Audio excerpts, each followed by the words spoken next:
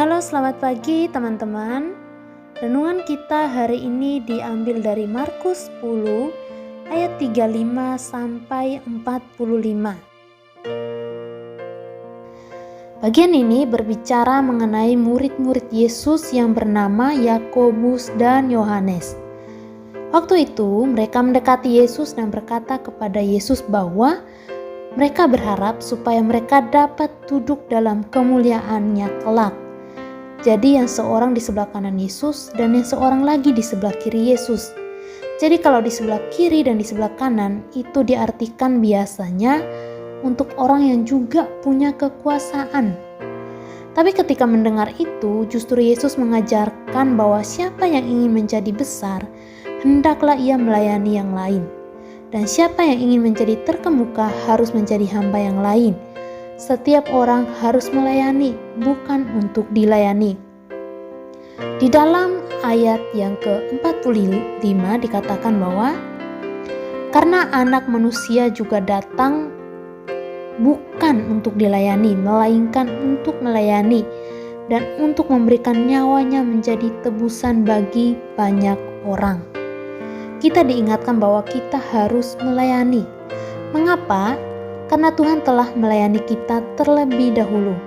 Nah, kalau kita lihat banyak bukti kalau Yesus terlebih dahulu melayani kepada kita sebagai manusia. Yesus memberitakan Injil kepada banyak orang dan mengajar murid-muridnya. Lalu Yesus menyembuhkan orang yang lumpuh, menyembuhkan orang yang tuli, lalu membuat mujizat. Yesus mengusir orang yang kerasukan di Gerasa. Ini merupakan bukti bahwa Yesus terlebih dahulu melayani manusia. Tuhan Yesus terlebih dahulu melayani kita, maka kita juga harus melayani. Kita juga melayani karena Dia telah menebus kita. Kalau kita melihat perjalanan kehidupan Yesus, Dia bukan hanya melayani saja, tetapi satu hal yang Dia lakukan adalah menebus setiap manusia yang berdosa. Dia harus disiksa, harus dicambuk, Dia harus diolok-olok, Dia harus memikul salib untuk menebus dosa kita, supaya kita diselamatkan.